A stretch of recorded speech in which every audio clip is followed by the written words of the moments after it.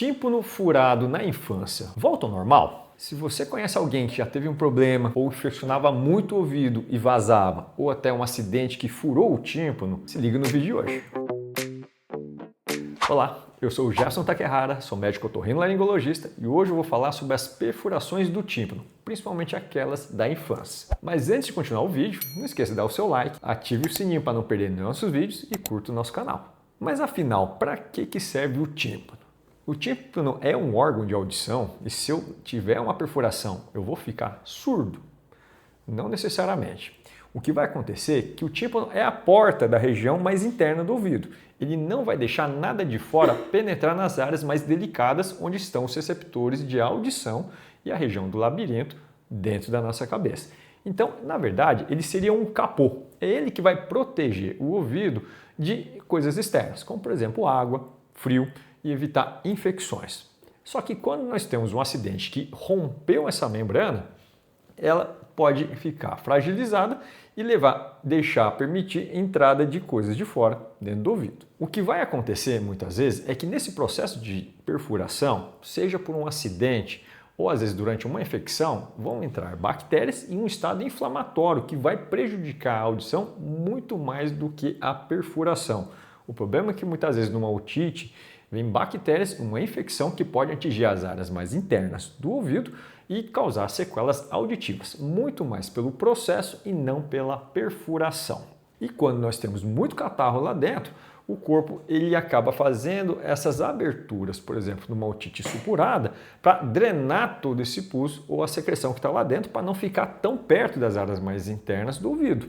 Então, é normal durante uma otite a perfuração até ajudar a recuperação durante uma otite. E na maioria dos casos, seja o traumático que cutucou por um acidente ou na infecção, se for um caso isolado, a maioria das vezes ele tende a fechar espontaneamente em até 90 dias. Mas precisamos ter certeza se a região não está contaminada. Por isso que normalmente entramos com antibióticos para evitar uma infecção, pois o estado inflamatório não deixa a cicatrização completa, ou às vezes fazer, quando acabar de fechar, o tímpano ser reperfurado por um novo processo. E por isso que a atenção maior nossa como otorrinolaringologistas nem tanto é a perfuração, mas entender o processo que levou a isso e controlar para evitar novos episódios de vazamento pelo ouvido ou, por exemplo, evitar que essa região não cicatrize de forma adequada.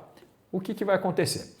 O tímpano tem uma capacidade de autorregeneração, ele consegue cicatrizar sozinho, só que se nesse processo o furo fibrosar nos seus bordos, eles podem ficar muito grossos e não permitir um fechamento completo, que é o que acaba levando à perfuração permanente. E o que vai acontecer na perfuração permanente? Qualquer evento externo, uma água que entre, vai causar novamente vazamento, dor e novas inflamações. E essa repetição do quadro é o que acaba levando muitas vezes às alterações auditivas que temos depois de adulto. E lembrando também que temos também a cirurgia do tubinho. E o que seria a cirurgia do tubinho que vai drenar as secreções de dentro? Quando nós temos a necessidade de botar um dreno, normalmente é porque eu não tenho a perfuração e eu vou causar uma perfuração controlada de milímetros e colocar um dreno para tirar esse catarro que não saiu espontaneamente. Nas otites supuradas, isso aconteceu de uma forma natural. Se a pessoa não tem ou tem infecções médias sem supuração com muita frequência, às vezes o dreno vai ajudar a tirar o líquido que está lá dentro contaminado ou o estado inflamatório lá dentro para conseguir ter uma cicatrização mais adequada. E depois de resolvido, o corpo expulsa esse tubinho e cicatriza espontaneamente, não ficando nenhuma perfuração. Mas é claro que durante todo esse processo, um médico otorrinolaringologista precisa acompanhar para ver se a cicatrização está adequada, se ele conseguiu fechar de forma adequada para evitar novas infecções e também investigar por que está acontecendo todo esse evento. E enquanto estou me recuperando dessa perfuração, o que eu preciso fazer? Além de tomar os remédios prescritos, seja aqueles orais ou aqueles de pingar direto no ouvido para uma cicatrização mais adequada, também proteger para o ouvido não molhar. E aí vem uma dica que muita gente já viu e às vezes não entende o porquê que a gente dá. O que a gente fala é para tampar o ouvido durante o banho, que é o ponto mais crítico muitas vezes quando nós temos uma perfuração em recuperação. A água do chuveiro pode realmente respingar E aí, por mais que eu tome cuidado, às vezes é difícil ter o controle daquele jato que possa entrar dentro do ouvido. Então a gente manda tampar o ouvido com algodão. O problema é que o algodão ele molha inteiro. Se você molha uma parte, ele vai encharcar até a última parte, levando umidade lá dentro. E aí vem a segunda parte, em que nós indicamos algum tipo de óleo, principalmente aqueles usados em pele ou aqueles usados para hidratação de pele de bebês, pingando 3 gotas, tirando o excesso e botando a parte de óleo para dentro.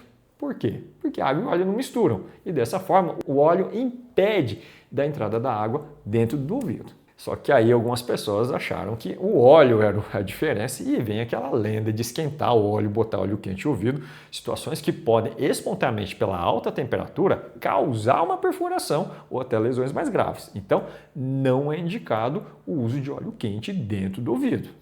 O que talvez também pode ter motivado essa lenda é que muitos dos medicamentos que nós utilizamos atualmente para as infecções de ouvido e até para pingar dentro do ouvido foram desenvolvidos principalmente no final dos anos 80 para o início dos anos 90.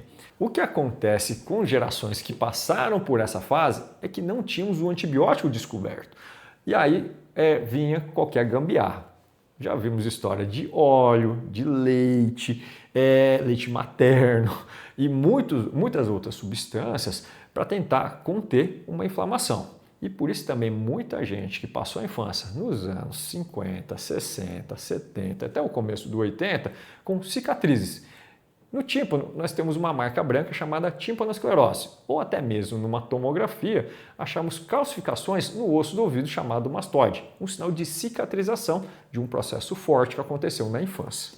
Mas que muitas vezes, depois de adulto, isso não reflete mais, principalmente se o ouvido foi só um episódio que recuperou sozinho. E por isso que qualquer situação de infecções de ouvido recorrentes, vazamento de secreção e até mesmo um acidente que perfurou o tímpano, um otorrino precisa ver logo esse caso e ver o que pode ser feito para ter uma melhor cicatrização. Ou em caso de não cicatrização, aí sim nós partimos para a cirurgia, que é a timpanoplastia, que é necessariamente criar um enxerto, uma estrutura para ajudar o tímpano a recicatrizar na posição. E por isso que mesmo depois da cirurgia, envolve cuidados, principalmente nos 3 primeiros meses, para esse enxerto não sair antes do tempo, porque senão ele pode não ter completado a cicatrização e ficar um resíduo de furo. E por isso que normalmente essas cirurgias são indicadas quando a criança é um pouco mais colaborativa ou um adulto que entenda como é que é o cuidado nesses próximos meses. E se você gostou desse vídeo, não esqueça de dar o seu like, ative o sininho para não perder nosso próximo vídeo e até mais!